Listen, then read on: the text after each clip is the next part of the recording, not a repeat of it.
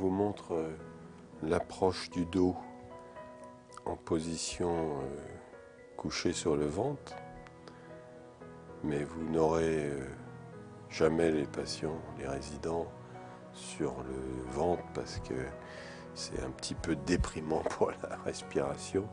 Et puis c'est pas une phase dans les soins que vous retrouvez souvent, mais bon, ça peut aussi faire l'objet d'une approche dans un atelier sensoriel. Donc d'abord je pose mes mains toujours sur le haut du dos et je vais repérer les omoplates parties sur les côtés avec vos deux mains comme ça. Enfin là nous sommes plus dans une découverte, ce qu'on appelle les points d'ancrage du dos qui sont nécessaires à faire sentir le plus possible par les perceptions avec vos mains dans ces gestes conscients.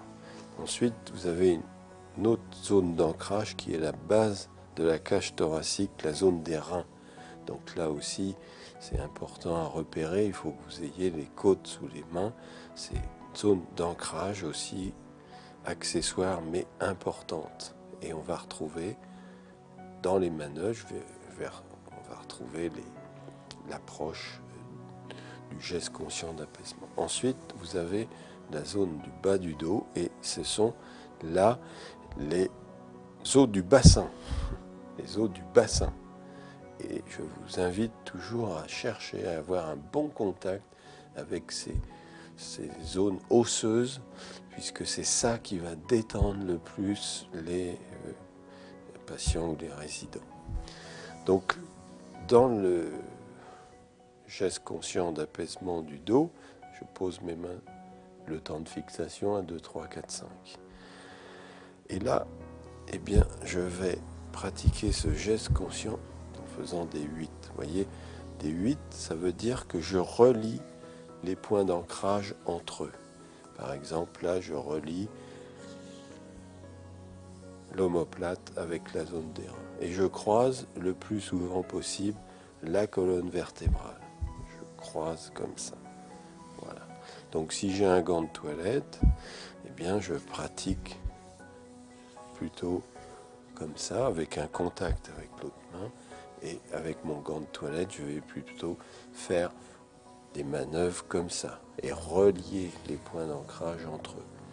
Et vous pouvez composer toutes sortes de combinaisons, c'est-à-dire des grands mouvements sur le côté ici avec l'omoplate opposée, de l'autre côté, ou des 8 dans le bas du dos comme ça, des 8 sur la zone des reins, des 8 sur la zone des omoplates.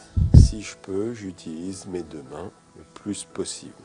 Même, vous pouvez mettre 2 gants de toilette sur vos mains pour faire une toilette du dos en position assise et faire ces mouvements comme ça en croisant et en allant chercher bien de temps en temps ces pressions sur les omoplates et en traversant la colonne le plus haut. Et bien appuyer là, en fonction de la personne qui vous adressez, bien chercher le contact. De temps en temps, quand je fais ça, je remonte le long de la colonne vertébrale. Je remonte, voilà. Et je continue toujours.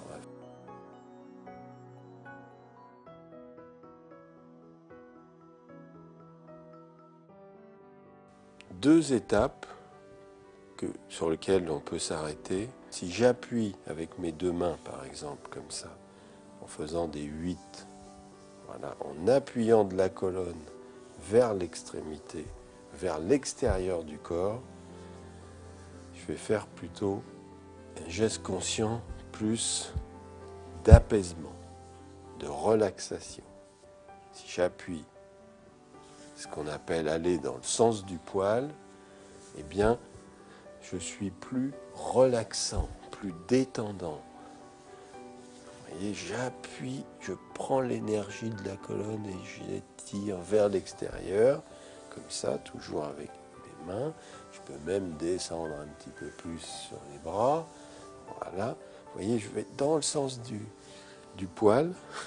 Si au contraire, j'appuie plus dans ce geste conscient vers la colonne, comme si je voulais ramener toute l'énergie de ces zones-là vers la colonne, et bien à ce moment-là, je suis plus stimulant.